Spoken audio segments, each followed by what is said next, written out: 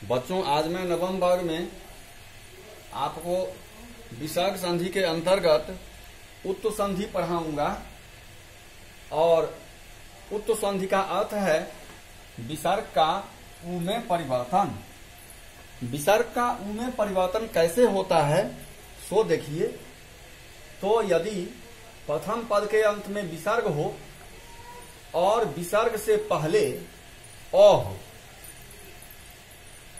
फिर से सुन लीजिए कि अगर प्रथम पद के अंत में विसर्ग हो और विसर्ग से पूर्व अ हो और दूसरे पद के शुरू में भी अ रहे तो विसर्ग का परिवर्तन उ में होता है और ये उ अपने पहले वाले अ से मिलकर के ओ हो जाता है और दूसरे पद के शुरू का जो अ है वह अवग्रह में बदल जाएगा।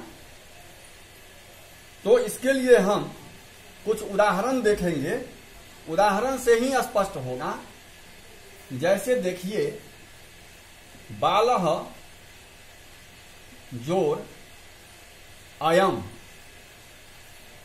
अब ध्यान ये देना है कि यहां पर अ और विसर्ग है और यहां भी अ है, तो ये बन जाएगा बाल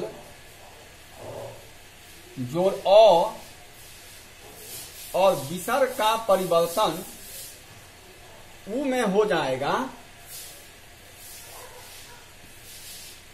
और फिर दूसरे पद के शुरू का अ है। अब देखना है कि क्या परिवर्तन होता है। तो अब ये अ और उ मिलकर के ओ हो जाता है।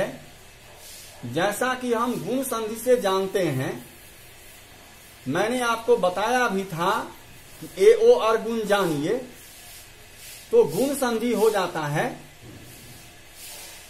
तो यहां पर अ और उ मिलकर के ओ हो जाएगा,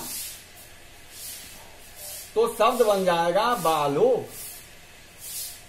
जोर अयम। अब बालो जोर अयम, ये अ फिर अवग्रह में बदलता है और इस प्रकार शब्द बन जाता है बालोयम, जिसका मतलब है यह बालक।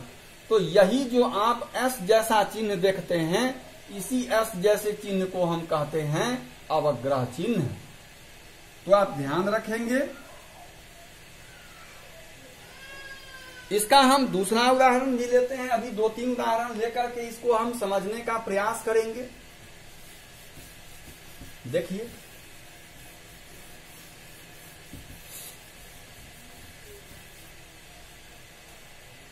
अगला उदाहरण है हमारा कृष्ण जोर अयम। अब फिर ध्यान देते हैं कि क्या होता है।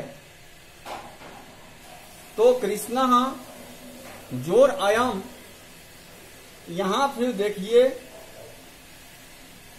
इसको आप लिख सकते हैं कृष्ण जोर अ जोर विसर्ग और दूसरे पद के शुरू में यहां अ है। अब परिवर्तन क्या होगा? परिवर्तन ये होगा कि ये विसर्ग बनेगा उ और तो शब्द बन जाएगा कृष्ण जोर अ जोर उ जोर अयम। अब ये अ और उ मिलकर के ओ हो जाएगा, तो शब्द बन जाएगा कृष्णो, अ उ मिलकर ओ हो गया कृष्णो।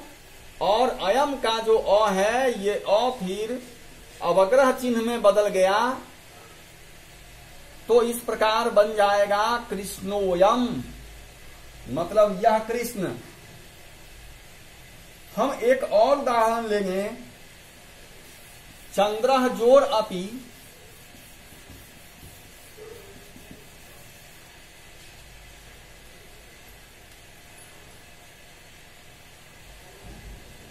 चंद्रः जोर अपि।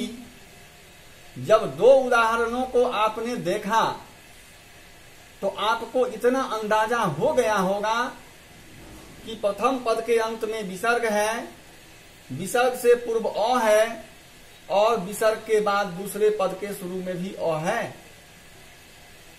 तो यहां अ और विसर्ग मिलकर ये बन जाएगा अ और उ, अ और उ मिलकर के ओ हो जाएगा, तो शब्द बन जाएगा चंद्रो। और अपि, तो शब्द बन जाएगा चंद्रोपि। तो कुल मिलाकर आज हमने उत्तु संधि में यह सीखा कि प्रथम पद के अंत में विसर्ग, विसर्ग से पूर्व अ और दूसरे पद के शुरू में भी अ हो तो विसर्ग उ में बदलता है।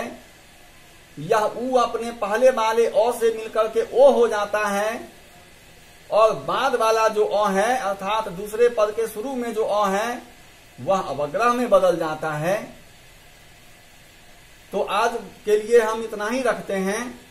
आप इस उत्तु संधि का अभ्यास करें और इसको प्रैक्टिस भी करें। That's all.